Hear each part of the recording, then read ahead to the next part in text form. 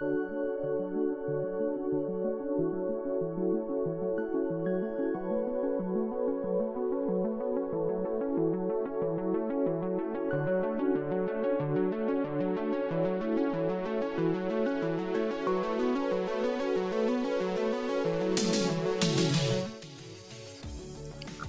Tuesday night, and it's never too late for a lunch break hot take. If you know, you know. It's the Flex Zone Podcast, and we got a very illustrious guest, a very illustrious show gracing us with their presence on tonight. Got some Ravens news.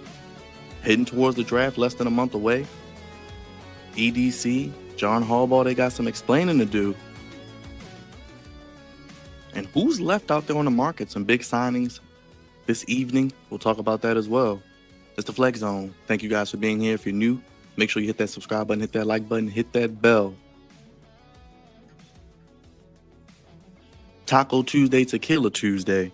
And let's end it on the good foot with the Flex Zone Podcast.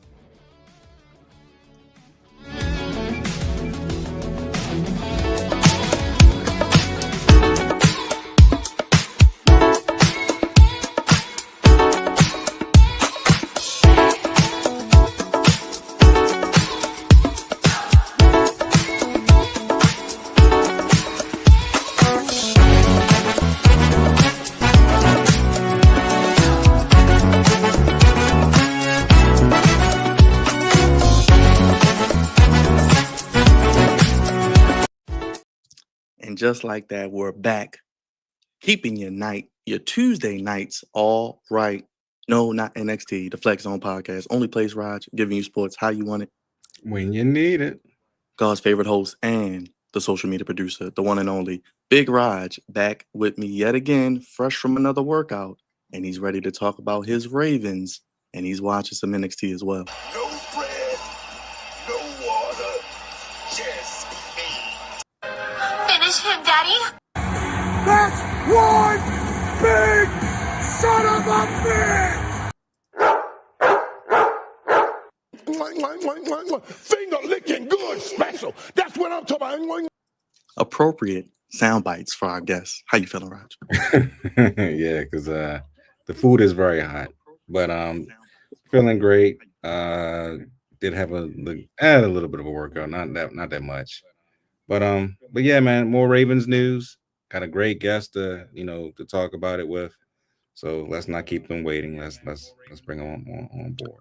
Yes, ladies and gentlemen, first and foremost, if you can, check out the pinned comment. I want everyone to go on over to YouTube, click that link, and subscribe to the Lunch Break Hot Take YouTube, the podcast. I'm telling you, from personal listening, you will enjoy what they bring to the table, the dynamic duo, bringing you great sports and non-sports content as well. But joining us today, this is a long overdue collaboration. We appreciate them joining us. I reached out to them. They said they can make it happen. They made time out of their busy schedule to join us. We got one half of the dynamic duo with us, joining us of the Lunch Break Hot Take. And the name says it all. They keep the heat with the sports talk and much more. The one and only, everyone, put your hands together and give a warm Flex Zone welcome to one half of the dynamic duo of the Lunch Break Hot Take. My guy, Jose. What's up, my brother? Hey. What up, my guy? Hey, appreciate y'all having us on, man. Thank you very much. And appreciate y'all being flexible for with our schedule, because you already know, it's a little hectic with work and family and all that stuff, man. But glad to be on the show. Hey, we glad to have you, man. Let's jump into it, man. For those who don't know who you are, with you and your co-partner, you're one half of the tag team champions of this IWC and podcasting game does. Let them know who you are, kind of how you guys kind of came to be, and what can people expect when they click onto that link at the Lunch Break Hot Take? Yeah, no, absolutely. So I'm Jose, and actually people, a lot of people don't know this. Rodney's my brother. So, we're actual brothers in real life. You say brother a lot, but that's my actual brother. We grew up together. We talk a lot of sports in our family. The two of us, we are very passionate, about football. So a lot of discussions in the family. Our parents are like, hey, you guys need to do a podcast or a radio show or something together. And when COVID hit for a lot of people, that's when I think a lot of people kind of looked in and said, hey, let me play around with this. Our good friend OTR Mike and the Author Record, all the guys from Author Record podcast, they jumped out there and started it. And also talking about it, Rodney was like, hey, stop talking about it. Let's just start doing it. So we started out as just an audio podcast. We didn't have any plans of doing YouTube, but you go down that rabbit hole of trying to grow, and it leads you to the YouTube streets, and YouTube says, hey, don't just do audio, go, do video, show your face. So we did that whole thing, and we didn't want to just be out here just doing whatever. We wanted to have a professional look. So it just kept growing and growing from there. And we built our audience, man. We're building a community, and we're really excited about, where we're heading. Good, Rod. You wanna kick it off? You want to get into the Ravens? You want to head them off first? First of all, I just want to say it's a pleasure having you on the show, Jose. Hey, appreciate you, Raj. We're following you for a good minute, especially when y'all was y'all had a little controversy with a certain person, but I'm not gonna say it. Wait, which one? We passed. Wait, not our friend. You talking about our friend? Yeah, she's our friend. He's definitely our friend. Yes. No, yes, we definitely definitely not friends. But no, on a serious note, man. Yeah. How did you become a Ravens fan? First of all, how did you become a Ravens fan, and how did your brother become a Panthers fan? Great question. Okay, so we're military brats, right? So we've moved around. We used to move around every 4 years. So when we first got into football, actually, we were stationed in Hawaii, right? So I was a big Raiders fan when I got into football. One of our older brothers was a big 49ers fan because we were out there on the West Coast. And then B loved Randall Cunningham, so he was a big Eagles fan. And they did Randall kind of dirty over there. He didn't like that. So when he decided to kind of jump ship, the Panthers were a brand new team. Panthers and Jaguars were expansion teams. And he's like, man, I'm gonna just roll with the Panthers. I'm just gonna do something new. And then we end up getting stationed in Maryland. That's where my parents, settled down, retired. We were still pretty young, and we got here, I don't know, like a year or so before the Ravens, got to town. So, I was still rooting for the Raiders, but as the Ravens, got settled in, I started slowly moving over into becoming a Ravens fan full time. So here we are. Okay, well, that's similar because growing up, I didn't really have a football team. I was really, really young, but I would watch every now and again. I would see a Cowboys or 49ers game. And of course, I had the video games back then, which there was no Ravens until 96. So, and then when 96 came, I didn't really follow them until 2000. And boom, I became a Ravens fan after the Super Bowl. But it's neither here nor there. What are your thoughts on this franchise as far as these past couple years with them getting to the playoffs and Lamar ascending his game and becoming the MVP twice? What are your thoughts, man? How do you feel so far as the direction of this team is going? Do you think that we're in contention of winning a Super Bowl, or do you think we still need some more pieces to get there? Yeah, no, we're always contending. If you watch our show, we're very critical of the front office, right? Some people think we're being too negative, but we're not negative. I feel like because we're close, they need to do that extra to get us over the hump. Like, you look at the teams that are winning. Philly just won. You could easily say, hey, they didn't have to do all the moves that they did. They didn't have to go and get Saquon Barkley when they had DeAndre Swift there, right? They didn't have to go out and get AJ Brown when they drafted Devontae Smith and you know what I'm saying? Like they stacked up because they know, man, we get to the Super Bowl, we'll probably have to face the Chiefs, another team that does whatever they have to do to keep town around the Pat Mahomes, right? So we have to be ready for that. And I just don't see that sense of urgency from the Ravens. I see them being complacent, right? And that's because we have a great quarterback that covers up a lot of our holes, right? I don't think as a team we're a greatly built team. I think Lamar covers up a lot of that. I think he enhances some of the players' play on the field. And we kind of, as fans, say, oh, well, we don't need this guy because we have this guy. No, go and get that guy. Go and get that guy that can go out there and be great. So Lamar doesn't have to be perfect in every single game because, Pat Mahomes isn't perfect every game. You know what I'm saying? But he has guys out there that can step up. Jalen Hurts definitely ain't perfect every game, but everybody around him will step up. He can go out there and have a bad game, and you won't even notice because the defense is playing great. Saquon's playing great, and you just think, oh, well, I guess Jalen Hurts had a good game. You don't know. They just they play good team football. For Lamar, if Lamar has one interception early on, and Mark Andrews goes out there and drops a 2-point conversion that hits him right in the hands, we're still talking about Lamar's interception that he had in the first quarter because nobody expects anything from the rest of the talent on the team because they're not really that good, right? So I think it's time that we get that talent around the team. And plus, I'm just not a big fan of John Harbaugh at this point. I don't think he can do much better as a coach. I think we could still win with him if we get the talent to overcome some of the bad situational play calling that he does at times. But I think it's very important that we go out there and start getting some real talent. I don't think EDC is doing a great job or even a good job, we're just being honest, with the draft. We get a lot of draft picks. We get more draft picks than most teams. And I just don't see the return on investment like they keep saying they're getting. So no, we can do more. But all that being said, we can win a Super Bowl next year, right? Like it could happen. Like that's how good Lamar is, and we have good enough talent for that to happen. But teams that are serious about winning Super Bowls do more. I see the Lions doing more. I even see the Rams doing more. We can't just sit here and just say, Lamar's got it. Okay. With that said, you brought up John Harbaugh. And so we know Brother Hendo. He's been on the show before. He gave us his rundown of that's our brother. He gave us the rundown of the Harbaugh experience and his thoughts on why he should be gone. And to a certain extent, I agree. But my thing is this: do you think this coming season that John Harbaugh, in your hardest of hearts, do you think he's going to be able to find a way to get this team to get over the hump?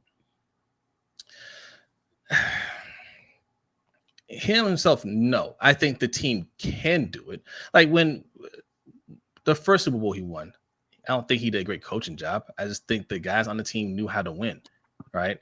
I think we're in a similar situation where, no, Harbaugh, I think he does terrible in those big time situations. I think he does an awful job, actually. Overall, I don't think he's a bad coach, but I think, when the lights get bright, butts get tight. You know what I'm saying? Like I just don't think he's equipped for it.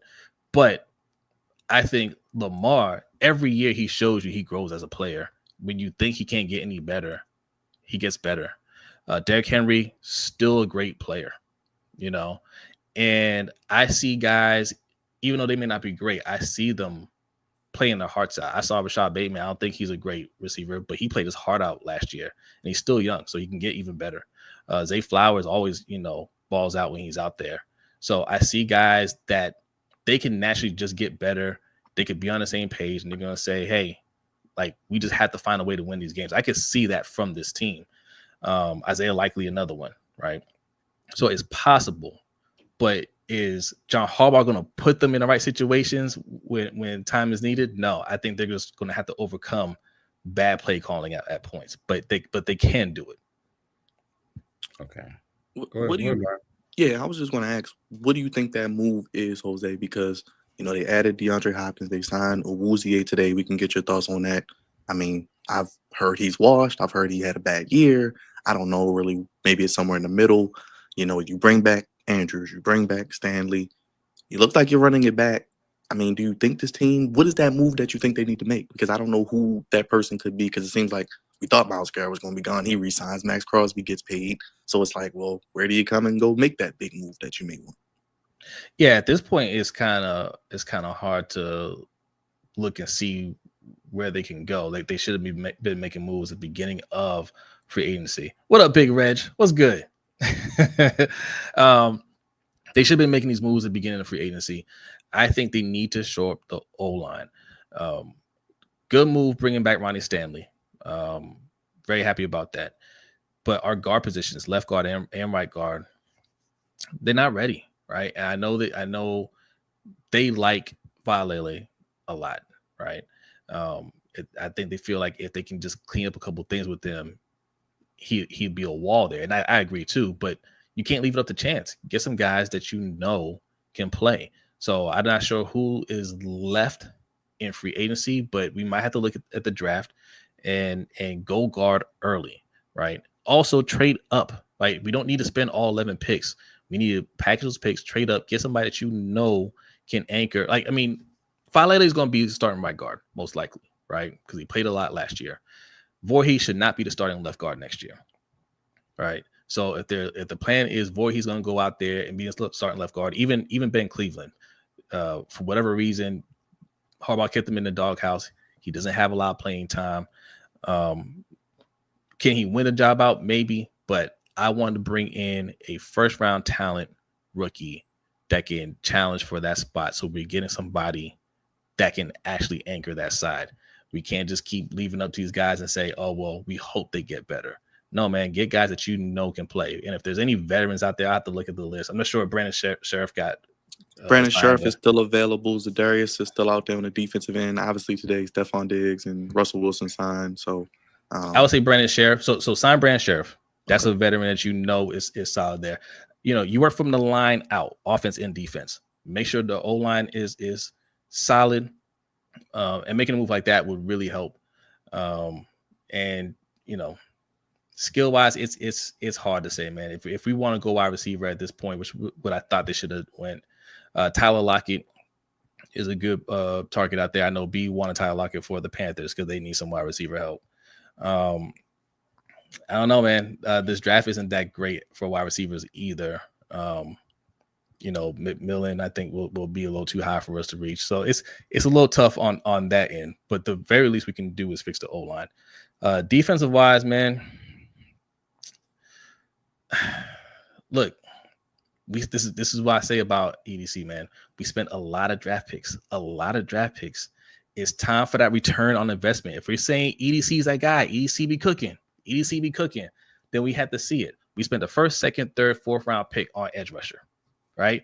Owe, Ojabo, Adisa Isaac, and what's the other guy's name? He floats around the D-line. Tavius Robinson, right? That's a lot of picks, right? That's a lot of picks for us to be saying we still need help at edge rusher. Excuse me? Nah, man. If you believe in those guys, then it's time to just let them play. Let them learn on the job. Owe had 10 sacks last year, right? We can't have a guy that had 10 sacks on the team, young, athletic, and say, still not ready. Still don't know about him. If you don't know about him, right, that says something to your scouting. That says something to your process of drafting and developing. All right. If we have to still go out there and get a veteran, we need to stop wasting these picks, right? Trade up to get somebody that you know can be that guy. So I say let them play. Same thing at cornerback, man. I know people are looking and saying, TJ Tampa can't be the guy. Why'd you draft him? Jalen Armour Davis can't be that guy. Why'd you draft him? You know what I'm saying? We're saying the same thing about the offense. We're saying let Voorhees go out there and play. Voorhees was a 7th round pick who was hurt. And we're saying, well, they like Voorhees, so we're going with Voorhees. We just okay with that, but we're not okay with it on the defense. On the defense, now we got to make sure we lock that down. Why? Defense is never asked to win games for us. So if we're asking Lamar and we're putting it on Lamar, make sure he has everything he needs. And the defense, I think, will be fine overall. They drafted a lot. Zach Orr is a young coach that I think he did better towards the end. I think he'll be even better this year. They'll be fine. Let those young guys go out there and develop and play. And we still got a lot of good players on defense. You still got Kyle Hamilton, still got Roquan Smith, still got Matabike. We still got Marlowe. So we have guys. Darius Washington played well. So it's not like we don't have talent on the defense. It doesn't have to be all pro caliber players at every single position. This is where coaching comes in. They could play well as a unit. So like I said, they have the talent. I just think they need to add more on the offensive side to really help push us over the edge. And it starts at O-line. How do you feel about Mark Andrews? Now, I want him to stay. But I know a lot of Ravens creators like Brother Nitro and Graven, a couple other ones. They want him to, get up out of here. How do you feel? Yeah, no, we thought it was time for Andrews to go a while ago. This is back when it wasn't popular. This is back before the drop. Okay, he's never performed in the playoffs. This is something that we actually did a video on this. We said Andrews overrated or something like that, right? Because yeah, man, like he does a really good job in the regular season. Not saying he's a bad tight end. Not saying that. He is like a top 5 tight end, but we're not playing for a regular season anymore, man. Like we need guys that can step up in the postseason. And in 7 years, he's playing 6 playoff games. He's never done it. He has 0 touchdowns. 0 touchdowns. I think just over 200 total yards. I don't know how much more we have to see before we say he can't get it done. Not here. Maybe somewhere else, change the scenery. But we can't just keep saying, oh, next year will be better. No. We have his replacement. Isaiah Likely has shown up in the playoffs. I think Isaiah Likely is more talented than Andrews. So no, it's time to move on, man. Like, and the way he fumbled and then dropped the 2-point conversion, I don't know how the team can look at him going. They'll say they have his back all through the regular season, get to the postseason. I don't know how you could look at him and be like, yeah, man, we believe in that guy. Like, nah, he's got to go. I don't know. I just feel a little different. That is just me. But he's good because not saying he can't help out a team, and I'm not saying he doesn't help out. He's a good big target. I just don't see how he helps us in the postseason. Yeah, true. I mean, he does have 1 year left. I mean, we might trade him during draft time. Who knows? We've done it in the past with Hollywood Brown. But yeah.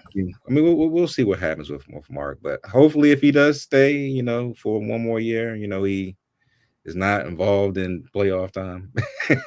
You know what I'm saying? But if he is, well, we'll see. If he's on the team, I'm going to root for him. I root for anybody that's on the team. Like this is a time where I think we are the most critical of our teams. B is very critical of the Panthers too, right? This is the time because this is where you can make the change, right? So as fans, you don't have to be all rah about your team. You can point out the flaws and say, man, they need to do this. They need to fix this. But once that's all settled and training camp starts and they got their starting lineup going into week 1, that's when you have to say, hey, man, we just got to hope for the best. Hope I'm wrong. And I love being wrong about my team. I love when I say, hey, I don't think this guy's going to be good, and he turns out to be really good. I didn't think Derrick Henry was going to be this good. I don't think anybody thought Derrick Henry was going to be this good. I thought he was still going to be good, but in his 30s, had a lot of wear and tear. I was curious how long he would be able to play at a high level throughout the season, but that man, he's you giving him a new deal, Jose? You giving him a new deal? Yeah, you have to. If they had signed Saquon, that's another thing we said they should have done. Had they signed Saquon, yes, then it'd been easier because he's younger. But you went with the older back because you want to save some money. But he went out there and proved that he's still one of the top running backs in the league, and you pay him. And I don't care if he falls off a cliff next year, then it is what it is. But he outplayed his contract last year, and we have high expectations going into this year. Pay him accordingly. Absolutely give him a new contract. How do you feel about this Justin Tucker situation? I mean, it's been quiet, for about a month now, but a little too quiet. Yeah. It's like when they pulled up to Baltimore, everybody got quiet. What's up with that, Jose? This makes me lose respect for the organization as well, because this is a slam dunk, kick him off the team. He didn't have a good year. right? They're already thinking about it. I'm sure they're already thinking about getting rid of him before all this stuff came out. Um, and and this is not something that they didn't know about. Let's be real about it, right? I read the same reports that you read. This is something that they knew about for a while, and they kind of swept it under the rug because they rely more on a kicker than any other team. That's another thing I hate about the way Harbaugh coaches. You know, you play for those last minute kicks, and you think it's okay to put us in a position to try to win or tie the game with a 60-yard field goal. That's not good coaching. But we leaned on that for so long, and he's made some amazing kicks for us. This organization doesn't want to just toss him out, but it ain't worth the controversy, whether it's true or not. Man, your play doesn't justify you being on the team. It's an easy, hey, you got to go. Holding on to him and saying, hey, well, we got to let the investigation play out. Bro, no, you're gone. Like, you can give Ray Rice this type of treatment. You know what I'm saying? Like, you didn't give him that type of treatment. And because same scenario, he kind of fell off. He wasn't as good. And he said it just wasn't worth the headache. Tucker ain't worth the headache either. He's just a kicker. As great as he's been as a kicker, he's just a kicker. It's not worth it. Go ahead, Bob. I agree with you. I feel you. It's a lot of other things that go into that as well. I'm sure we know. Yeah. What do you think about Bisciotti? I mean, he hasn't said much as of late. Is he just sitting back and letting EDC and Harbaugh do whatever? I mean, I know he's quiet. And I love that about him, but sometimes is he too quiet? Like we only hear from him like once every 4 years, like a solar eclipse. Like, I mean, what's going on with that? Steve Bisciotti used to be a part of the state of the Ravens back in the day. Every season, at the end of the season, it would be the three of them, right? Yes. Bisciotti, Ozzie, and Harbaugh. And I think he liked being that hands-on type of owner. But at some point, I think he realized I probably shouldn't be that. And that's not a bad thing. Bisciotti now, I think, looks at the bottom line like any owner and says, man, we're making a lot of money. And I don't need to change anything because we're making money, right? Winning may not be the number one thing. It may not be the number one priority for him. Let me put it that way. I think it was early on, and he got the Super Bowl. And, the team was worth a lot more now than it was when he purchased it. And I think he looks at Lamar Jackson being a superstar. He's looking at the ticket sales. He's looking at the merchandise sales, just the revenue sharing, that he make, the money he makes from that league wide. And I think he just says, man, I don't need to change anything. Business is good. If they start losing really bad, like had Lamar actually been traded or signed somewhere else, we wouldn't be talking about EDC or Harbaugh or any of these guys. These guys would all be gone. Right. Mm-hmm. But he signed, and he, Lamar outplayed his contract too. You talked about Derrick Henry getting a new contract. If I want Lamar to hold out and say, hey, man, if you're not actually going to spend money on this side of the ball, then pay me. I don't want you going out there and paying another linebacker $20 million a year. I don't want you going out there and trying to find another safety to give $100 million contract to. Give me my money. Josh Allen got a sweet deal, deservedly so, but he's better than Josh Allen, right? I want to be the highest paid quarterback all the time. If I'm playing like an MVP every year, then I need to be the highest paid quarterback. That's what I would do if I'm Lamar Jackson, and he's making them a lot of money. So yeah, back to Bisciotti. He's just being an owner, right? He's happy with the money coming in, with the revenue coming in. And as long as we're making the playoffs and we get to AFC Championship game here and there, the Super Bowl is just icing on the cake. But I don't think he really cares about winning another Super Bowl. Man, I agree with you. It is a lot of money that's coming in. They're making renovations to the stadium. I think this is year 2, so year 3 is the last year they're going to do it. But yeah, man, I agree with you. I think Lamar Jackson should get another contract. He's deserving of it. He's been playing his ass off. He should have won his third MVP. He should have. This season. He got robbed of it, and I think that's a travesty. But also in the news, he's going to make his Power debut I think this Friday. I don't watch that show, but I've seen it in social media. Good for him. Good for him. I think he coming into the league, he didn't really do any like endorsements or anything like that. I think he was just really focused on honing in his skills. I know, like it shows on the field, right? He really focused on that, and now that he's kind of mastered his craft somewhat. He's going out there and doing those things. Yeah, there you go. And I'm happy for him. Rod, you tell Jose what you want to see Lamar do in the show. Tell him what you want to see him do. Go ahead, tell him. Go ahead, tell him. Hey man, if he's going to be in Power, well, if you don't know Jose, Power is a show where 50 Cent gets if you listen to any 50 Cent song, you should already know what comes with Power. So hopefully Lamar is doing something that nobody ever seen him do. And besides throwing bullets, he's actually, Okay. All right. Yeah. I mean, his character's supposed to be he's supposed to be a bad guy. So claiming, what he says, his character's supposed to be. You know what, Raj? I hope he does it too. Hell yeah. I'm rooting for it too. Okay. Oh, man. I'll make that my avatar if I see that. I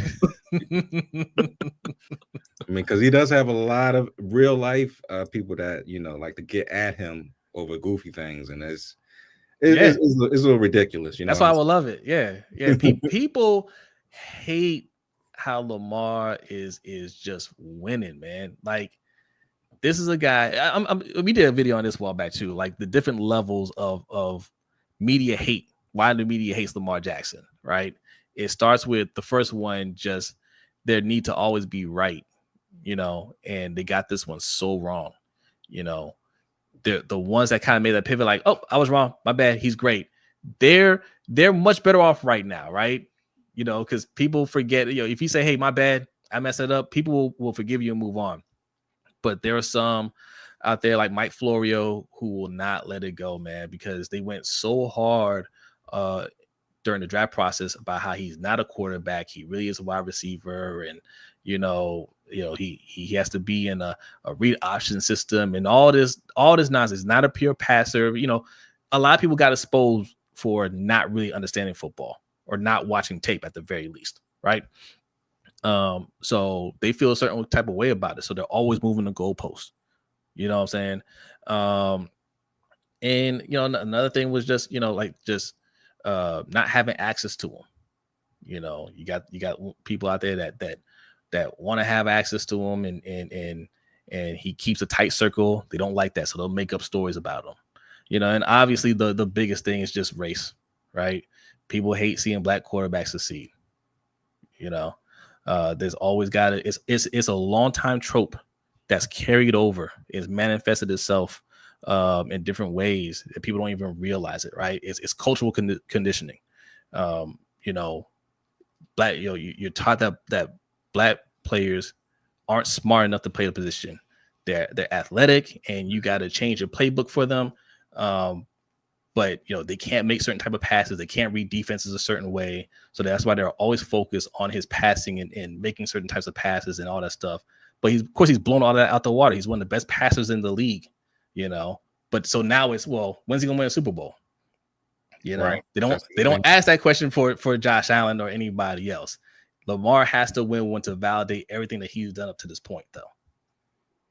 And I think that's a shame, man, because he played like the best quarterback, you know what I'm saying, in the league this past year, and he didn't get not near accolade, up for it. So it's quite a shame, man. But it is, but that's politics, man. It is politics and sports, yeah. As Jay-Z would say, politics as usual. But yes. but what position do you think we're going to go for in the first round?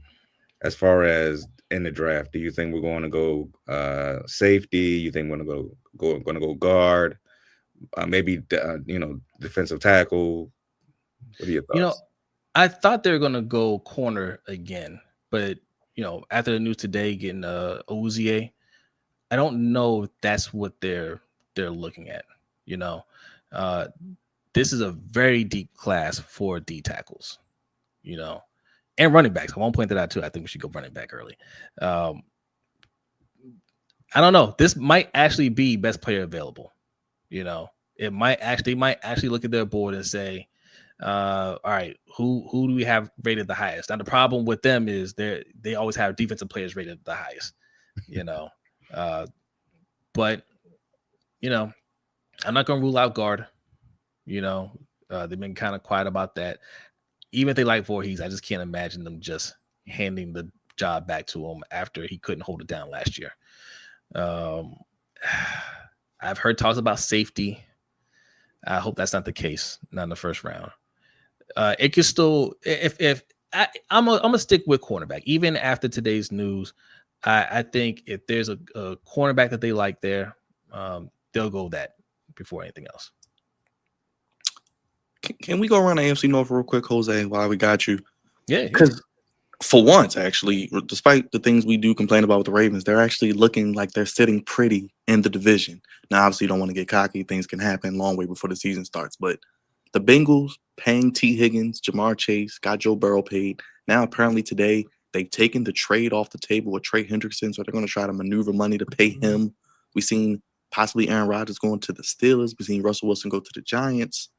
What are the Browns doing? They re-signed Myles Garrett, but they may still draft another quarterback. What is going on in the AFC North outside the Ravens, man? There's a lot of goofiness going on. I mean, DK Metcalf's there, but yeah, who's throwing on the ball? Okay, let's start with the Bengals. We're throwing them the ball. Well, yeah. Okay, you guys think the Bengals are making bad moves? I don't think they're making bad moves, right? It seems extreme because you never seen two wide receivers get paid that way.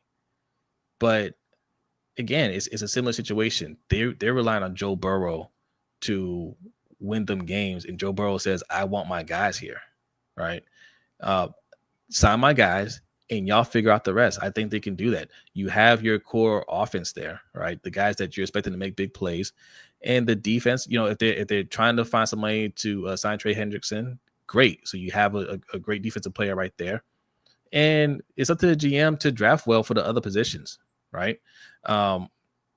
Again, we see something like this in Baltimore. It's just done on defensive side, so it always gets overlooked. I think, $24 million a year for an off-ball linebacker is crazy. 20 million a year we're paying Marcus Williams. That's insane. We whatever Matt BK just got. We pay a lot of money. This type of wide receiver money it ends up adding up to for guys that we don't expect to make plays. Now, Jamar Chase is the best wide receiver in the galaxy. Okay. T. Higgins is an amazing player.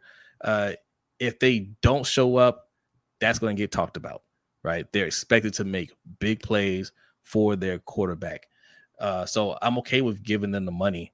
And then it's just up to the GM to fill out the rest of that roster. The Steelers, bro, they're making a lot of moves except the one move that they need to make, right? Like, who's going to throw on the ball? I thought they were going to bring back Russell Wilson. I didn't think they're going to go for Aaron Rodgers. Russell Wilson ends up going to the Giants. They're not even picking high enough for a quarterback, man. Like, I don't know. I thought maybe Jackson Dart, but I think Jackson Dart's going to go a little bit higher than people realize. I don't know what their plan is. Like, you want to know what they can't be doing? Mason You Rudolph. want to know something that might happen? They see Lamar Jackson and Jalen Milroe because they saw that 4-3-7. And we talked about it last week after that brother won that 4-3. And we said it. I said, don't be surprised because we did a little mock draft. Don't be surprised if the Steelers reach for a quarterback, not just Jackson Dart, maybe Jalen Milroe because of the athleticism. And remember, Jose, not sure if you know, they traded the second round pick for DK. So after round 1, they don't pick again until I think 83. So they have to make an impact move if they're going to go quarterback. I think they might take Milroe because of that. Now, what are one of these other teams picking ahead? Because they're picking in the 20s, right? Mm-hmm. Yeah. What one of these other teams says, man, we could use that guy, right? Because, I mean, Yes, a lot. I think a lot of teams can see Lamar Jackson in Milroe because a lot of teams passed up on Lamar Jackson. I remember on draft day thinking, man, like I want Lamar Jackson. You could talk to my brother, you could talk to some of my friends. I wanted Lamar Jackson. I thought he would be a franchise changing quarterback, and I thought he should be the first quarterback taken. When I saw him drop, I was like, oh, it's possible we can get him. And we traded back, and I was like, oh man, the Bengals. I thought the Bengals were going to get him. Then I thought the Saints could have gotten them. Those are two teams that could have used a quarterback, and we ended up drafting a tight end. I was so mad. Hayden Hurst. I was so mad, and then we traded back in the first round and got him. Just how well that worked out. Yes, I think more people will take a look at Milroe and take it a lot more seriously than they did quarterbacks of that type before. So he could end up in the first round. I think he could go before the Steelers pick. Hopefully, because I don't want to see him. And I'm a Bama guy, so I know about him very well. But there you go. But and the Browns, we ain't gotta talk about the Browns. The Browns just I don't believe in curses, but they might be cursed. Deshaun Watson was the right move for that team, right? They had a bunch of talent on the team, and sometimes, man, when the missing pieces of quarterback, and Deshaun Watson at the time was a top 5 quarterback, you do whatever you have to do to sign him. I don't care about the 100% guaranteed contract, right? But just because it's the Browns, it went wrong. I was about to say, like Jose, you know the game. I'm not questioning that.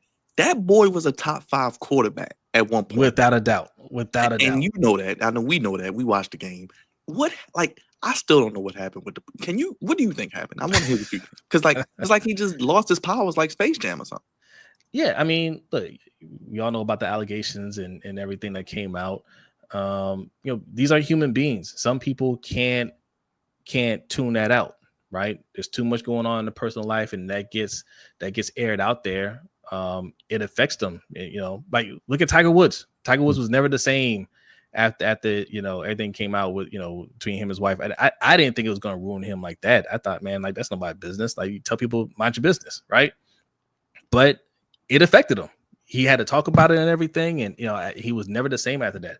I think you see a little bit of that with a lot of that with Deshaun Watson, and then you add the injuries onto that, and it's just it's kind of rough for him. He's still getting paid, and they have to keep paying him.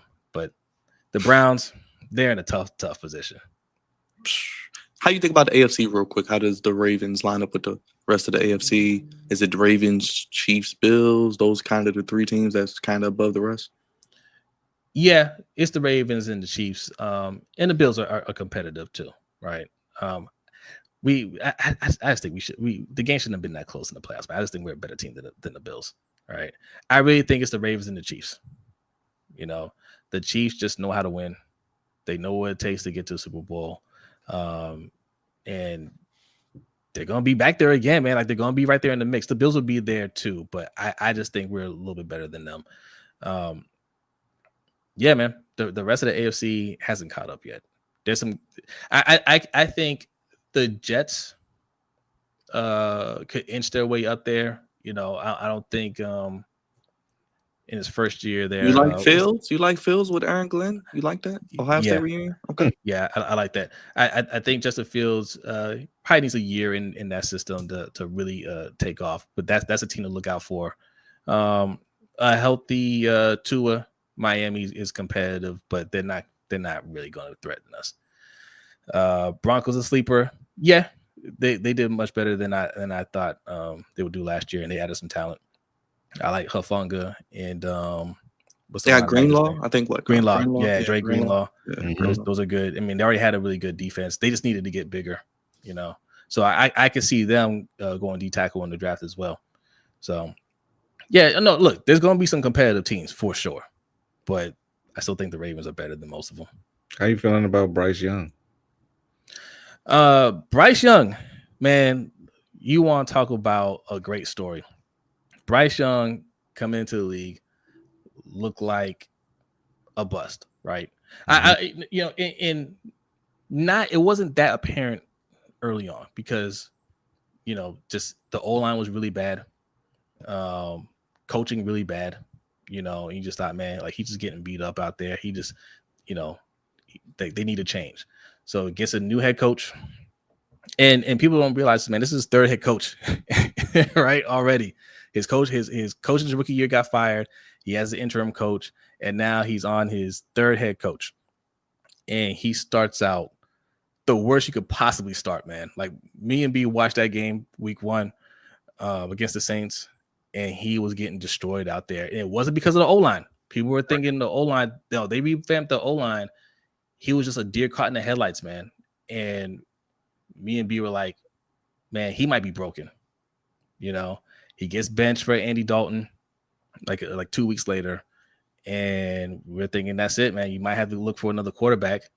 But Andy Dalton mysteriously gets hit by a car. Okay. He has to sit out.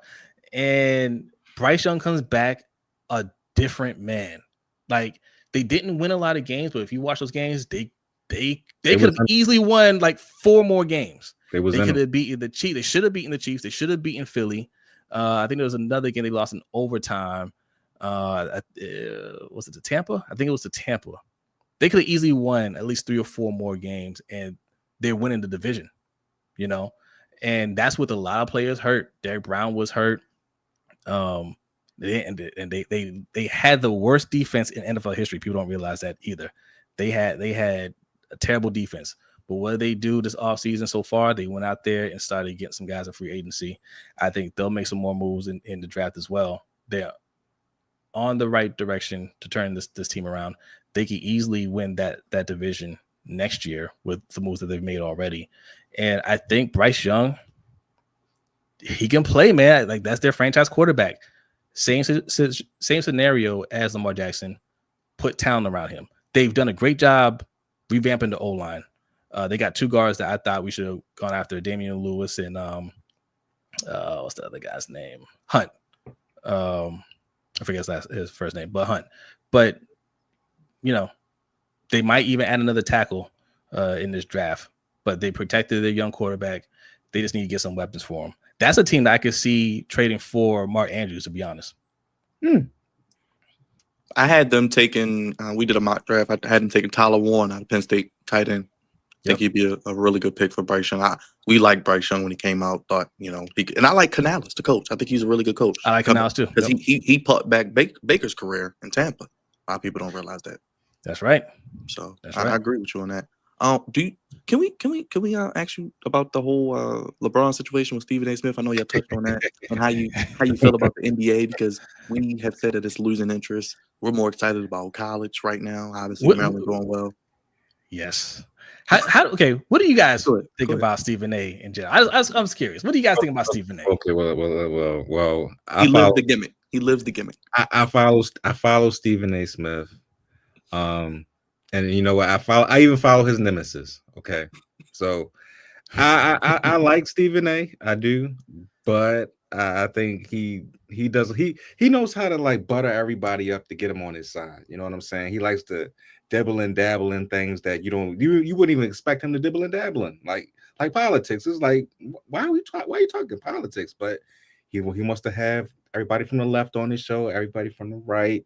He likes to sauce it up a little bit. And it just seems like is a bunch of blah. You know what I'm saying? Is like not really real, but it's real, but it's not really real. You know you get what I'm saying? Yeah. So it's just he's a good guy, but it's just a lot of fluff. A lot of fluff. Yeah. The politics is largely why I really dislike this guy. And you know, I'm all for talking politics. We talk politics on the show. Like, we don't shy away from that at all. We talk about social issues. You know, that's what we do. But Stephen A. is too much of a grifter when it comes to that, man. And I hate that he's speaking to the Black community about things that he seemingly isn't that well versed on, but it's on purpose. He's ignorant on purpose, right? I remember when they're doing the trial for Michael Brown. Yeah. I think it was Michael Brown and his friend that the young lady took the stand, and was testifying. No, it wasn't Michael Brown. It was Trayvon Martin. It was Trayvon Martin. Okay. Because he was on the phone with his friend when he got shot, and she testified to what he, what they were talking about and what she heard. And I remember him saying that, she hurt the case because she sounded ignorant because of the way she spoke. Bruh, she's testifying. This isn't an English class. She's stating the facts of what she heard. And you talking about she sounded ignorant. Like, it's stuff like that I cannot stand about Stephen A. And anytime he brings on a conservative, right, and they're spewing lies, right, misinformation, he never pushes back. He never has his information. It's always I don't know. I have to look into that. Well, why are you talking about it if you don't understand the topic? Like, why weren't you prepared? You have pre-production meetings for these type of things, right? When Max Kellerman was on the show, and Max Kellerman is on the right side of a lot of these things, right? It made him look foolish, and he took it to heart. When T.O. said, "Hey, Max is blacker than you," to this day, he hates T.O. Okay.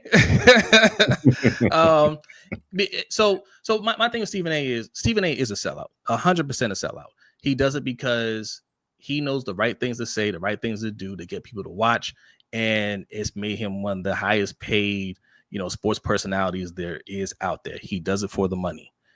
That within itself is whatever. Did you see the audio that ESPN employee put out yesterday? Yeah, well, I'm not sure if you can find. Well, you can probably find it on the internet, but he pretty much said everything you just said. He was like, "Yeah, he doesn't know anything about politics. He just do it just to do it." And it was a leaked audio, but it wasn't. I mean, you can see. I can't stand that. Like, politics is when you need to be serious, right? Like, social issues is when you need to be serious. That's when you need to stop being a cartoon character and be serious about this stuff, especially when you're talking about the Black community, right? Like, don't put things out there that are hurtful. Like, I don't like these grifters that go out there and do things just for a check and then be mad when people call them out. Ryan Bertrand. Okay. Yeah, it got subtitles, so you don't have to play the audio, but you see kind of what he's saying, on the tape. Yeah. And this is a Black brother. Yeah, but we know what it is, right? And Stephen A., if you talk to him, face to face, he would tell you these things as well. He would tell you, "Hey man, I'm portraying a character, I do it for money or whatever," right? Okay, fine. But you're playing a sellout, right? Like, you sold out for the money. That's what you are. You can't get mad when people call you what you are. That's why he's friends with Sean Hannity. Exactly. Right? Exactly. And that's why he had Candace Owens on the show, and he had I think yesterday he had what's the dude who was talking about getting whatchamacallit out of jail. Yeah, he had a guy that's the he's the whatever czar for like the border czar on his show. Oh yeah, the border czar, Tom Homan. Yeah, he had him on. Homan, extreme racist, right? And he just sitting there like, oh, okay, just letting them talk. Like, that's why I don't respect them, right? Those are times where you need to get your facts right. You need to, if you're going to have those people on the show, you shouldn't even have them on the show. If you're going to have them on the show, man, you need to challenge them. You need to push back. You need to check them. I hate that he does that stuff and then goes back to sports. And, now he's not even a reporter. He's just a character. And he says things that are out of line at times. And he's blurred that line between reporter and personality a long time ago. He wants to be friends with these players, right? Mm-hmm. If you want to have these close personal relationship with these friends, you want to name drop them. Nobody name drops more than Stephen A., right? If you want to name drop them like you guys are best friends, then there are certain things that you cannot say about them because you're friends, right? If you want to be a reporter, then you have to draw that line between, professional and friendship. So, get into Bronny and LeBron, you call LeBron a bad father, right? You call him a bad father on the air, and his people reached out to you and told you LeBron did not like what you said.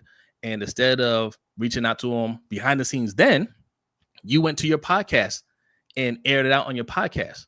So, of course, LeBron checks you because that's the other thing, too. He's the tough guy. Hey, you can come see me at the game anytime. I'm front row, right? Well, guess who came and saw you front row, right?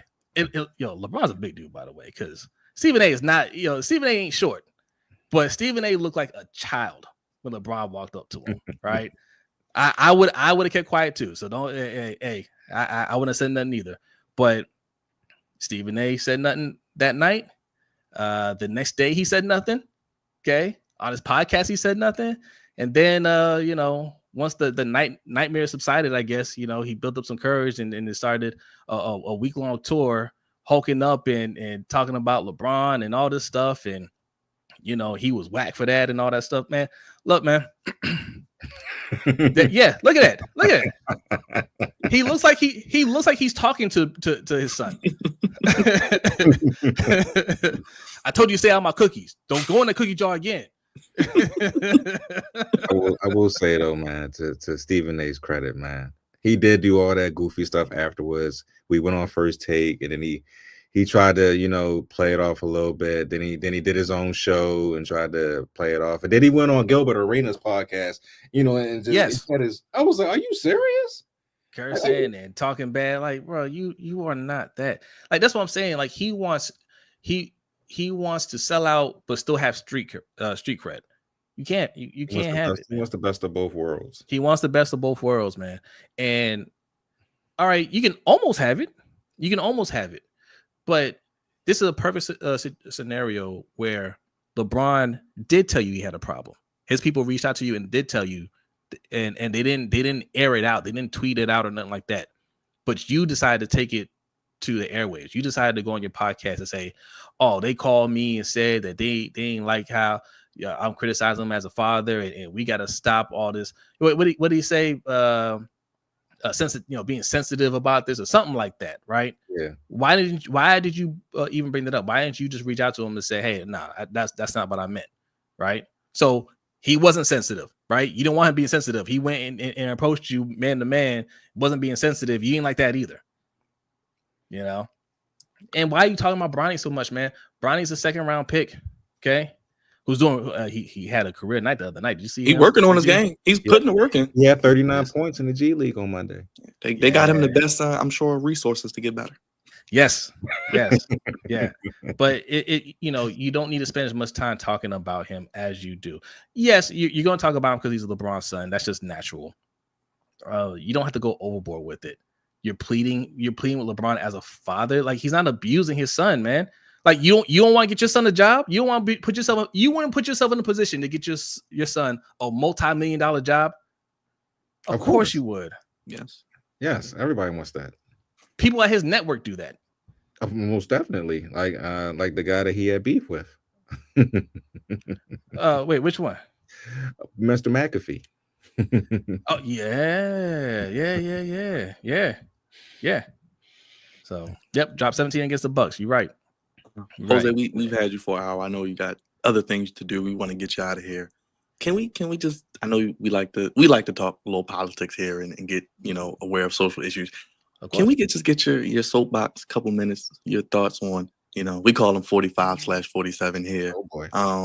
What do you think is going on down in DC? Elon Musk, his whole character, that whole goofiness with Doge, DEI, no DEI, the Gulf of America, the tariffs with Canada and other countries. I mean, it's just like we watch wrestling. So it's like a damn episode of wrestling every damn day. I wake up and watch and read the headlines or Rod tell me something in the group chat.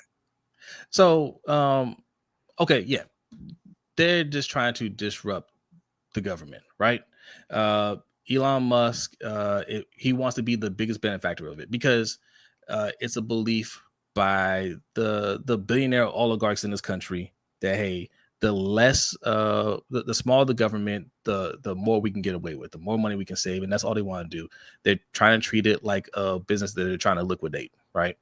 So let's get in here and let's get rid of a lot of these agencies and policies, half of which are illegal. They can't legally do it.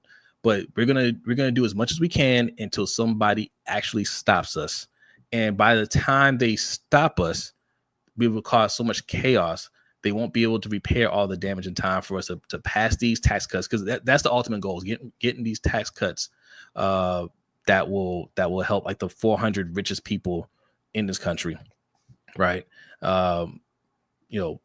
Musk wants to be the first trillionaire in history, right? So they're doing a lot of these things, and it's unfortunate because it's affecting people like like my fiance. She works for the government as well. She still has her job, but they're trying to make her life miserable. And a lot of people I know. I mean, I used to be a federal contractor, so affects a lot of people in this area. I live not that far away from Fort Meade, so but this also exposes, I hope this wakes people up to actually going out there and paying attention to who's running for your offices, right? Who's running for Congress, who's running for senators in your districts, and really vet them. Don't just go for a name. Don't go for I like this guy because he looks tough. No, what are your policies? Anytime I talk politics with my friends and they start talking, talking points, I'm like, no. What policies do you care about? Like, what are they trying to pass? Right? You have to pay attention to that. And I always ask anybody that comes knocking on my door, look for my vote. What are you going to do for the Black community? Like straight up. They never want to answer that. They never want to answer that. Yeah. And I tell them, like, the only way you get my vote is if I get a good answer. What are you going to do for the Black community? Every other group asks for something. We need to start asking for stuff. And we vote with the Democrat Party higher than anybody else. We don't owe anybody anything, right? A lot is owed to us. So start asking those questions. Hold our feet to the fire. Show up to vote in your local elections. Show up. Let them know that you're paying attention and you're watching them. And we can rebuild what's been destroyed. But they are, make no mistake, they are destroying things, and they're going to continue to destroy things. It is going to be ugly, but it can be rebuilt. But we have to start paying attention. Drop a bomb for that great response. I just hope that that this awakening helps the Democrats make some better decisions in the future. Yeah, I think the establishment Democrats that are in office now, they all need to go. We need to they need to be primaried. This next election is coming up. We got to get them out of office. Chuck Schumer should not be in office. Nancy Pelosi should not be in office. All those ancient establishment Democrats are killing the party. We need some new blood in there, and we need some true progressives in there, not people that are going to be paid off by AIPAC and some of these other super PACs. We have to really start paying attention to this stuff. But it starts with the local politics. Yep, definitely. Couldn't have said it better myself. Jose, we could literally do this all night, brother. But I know thanks, man. I had a lot of fun. To do, man. Yeah, we'll do this again. Yeah, for sure. We'll get you and B back up here together. How can the people keep up with you? Support what you guys doing? I know you got the Patreon. I'm gonna put the link up so they can subscribe. Get your spill, brother. Do your thing. Appreciate it, man. Everything is Lunch Break Hot Take. You can literally Google it. We did a lot of SEO work to make sure you Google Lunch Break Hot Take and it shows up. Okay, but everywhere in social media, Twitter, Blue Sky, Instagram, Facebook, is all go at Google LBHT it. Show. There you go. At LBHT Show is how you do it. LBHTshow.com is the website. If you like what we got merch. You like what we're wearing here. This is Baltimore right here. It's on wings. It represents a black butterfly. Y'all from the DMV area, right? Oh yeah, Baltimore. Okay, I know. Yeah. So Baltimore. So you know what about the black butterfly, white L, right? So black butterfly is basically that's a political thing too, right? So Baltimore is a segregated city. So most of your black and Latinos are going to be in East and West Baltimore, right? So that represents a black butterfly. This is an actual map of Baltimore, East and West Baltimore. The white L goes from north to south down to the inner harbor, right? That's where most of the white population is going to be. That's also where they funnel all the resources. So busing is hard to get out here. Property taxes is higher up out here. Schools are worse out here. That represents the black butterfly. So we converted them into Raven's wings, and we put the city skyline in the back. So that's That's lit. This is political as well. LBHTshow.com. You can get that on the shop as well.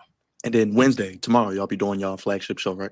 Yes, 7:15 p.m. Eastern time. We do that every Wednesday, and then we do the overtime show on our Patreon, patreon.com/LBHT show. Just $5 a month. Okay, you get access to that in our Discord. So sign up. Yeah, sign up. Great content. Ravens, Panthers, political issues, social issues, Black history facts throughout the month of March. I mean, through Yes. February. I mean, just you We learn something new. do it all Yeah. year. So when we started the show, we started right before Black History Month. And we decided to do the Black History fact. And like, we're just gonna keep doing it. So every show we start with the Black History fact. Every episode we start with the Black History fact. Hey, Jose, shout out to B. I know he's working hard. The Lunch Break Hot Take Brothers. Salute y'all. Salute.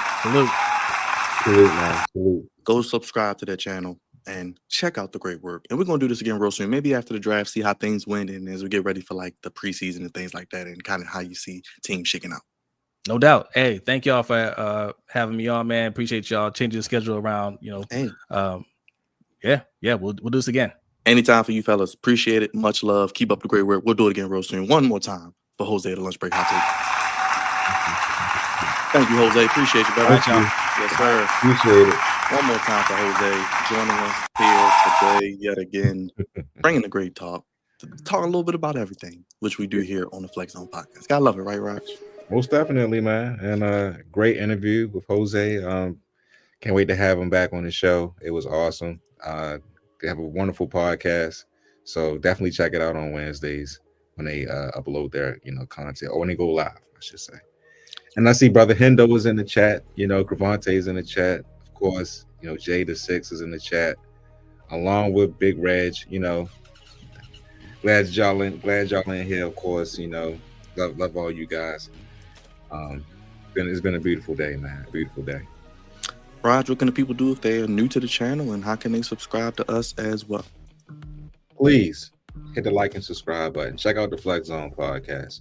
We have plenty of interviews because we've been interviewing almost damn near everybody, and we love to hear different perspectives. We love definitely hearing from different people on the Ravens, of course, because we're huge Ravens fans. But of course, we cover the Orioles, we cover Maryland basketball and football, we cover wrestling, AEW and WWE, and sometimes maybe TNA every now and again. But yes, we cover these different topics. We love all these topics. So just check us out, man. You might find something you like. You might find something you love. Hit that comment section and let us know what you think on anything that we do. Yes, we're here pretty much every day. Mondays, we do Raw and our flagship podcast. Tuesdays, we do NXT and impromptu interviews, as you see. Wednesday, we'll be live tomorrow with AEW Dynamite. If you're a college basketball fan, a Terps fan, you want to have some fun with us, we'll be live Thursday for the Terps and Gators. We'll be live streaming. We've live streamed Maryland all year, basketball, football, pre-game shows, post-game shows, previews, analysis, interviews with Maryland creators and our boy Jeff Erman.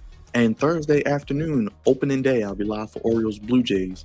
That's Thursday afternoon. So Thursday, a fun day. Friday, we got SmackDown. And draft profiles, Raj. You're dropping them each and every day, man. Yeah, can't forget about those. We have draft profiles. Cravante and Byron, they did the draft profiles.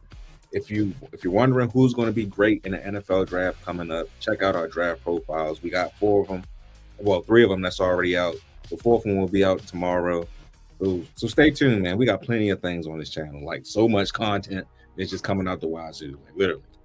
Raj, I can't thank you enough for being here. Big shout out again, once again, to Jose. Make sure y'all go over to the Lunch Break Hot Take, subscribe. They're added in the channel, so you can click on the description, click on their channel, show them some love, give them some comments, give them some love. Subscribe to the Patreon as well. Hendo, Big Reg, Ferris, Jada Six, Don, Mark, who else? Alex, as always. Everybody in the chat who was here tonight. Big John Lamb, Rave Kingdom, Sean, Vince, all of you. We appreciate you. We're nothing without you. Flex Zone family. Only place, Raj, giving you sports how you want it.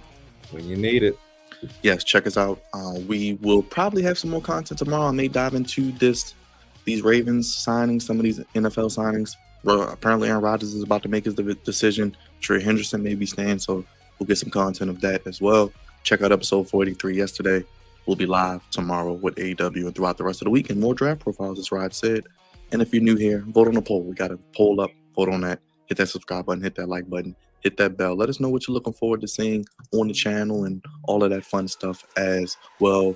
And yeah, should be fun. We even did a mock draft 1.0. Can't forget that, Cravante. Sundays, we have an off-season show with Cravante. No football, but we keep the football talk and sports talk going with Sundays with Cravante. So appreciate all of you. We did a mock draft 1.0. We'll be doing a live mock draft soon. and maybe a 2.0 coming out in the next couple of weeks. For Raj, our social media producer, we appreciate each and every one of you. We'll see you with more content on the channel. It is the Flex Zone Podcast. Thank you all for watching. Make sure y'all subscribe, hit that like button, hit that bell. Salute to Lunch Break Hot Take as well. We'll do it again real soon. Go head over to their channel, and as I mentioned, subscribe as well. For Raj, yours truly, God's favorite host. I think that's all we got, right, Raj? That's all we got, man. That's all we had. Appreciate you all being here. It is the Flex Zone Podcast. Only place giving you sports how you want to, Raj. You need it. We out of here, y'all. Have a good day. Thank y'all for watching. We'll see you tomorrow.